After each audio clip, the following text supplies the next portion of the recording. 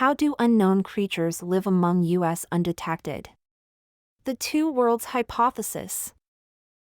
Years ago, I worked for an international investment bank doing technical support for a different part of the world that required me to work a permanent night shift, usually starting work around 6 p.m. and finishing at 2 a.m., but sometimes as late as 4 a.m. I lived near the red light district of a major city and usually walked through streets that had two separate identities, nocturnal and diurnal. When I was going to work, everyone else would be heading home, and by the time I was coming home from work, everyone else, the day shift, would have been asleep for hours.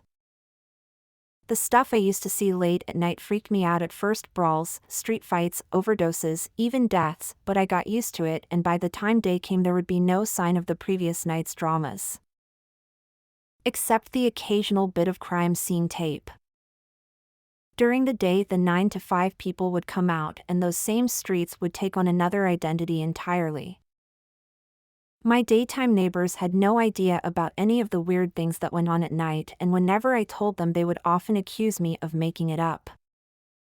We lived in the same building and shared the same streets, but inhabited two very different worlds.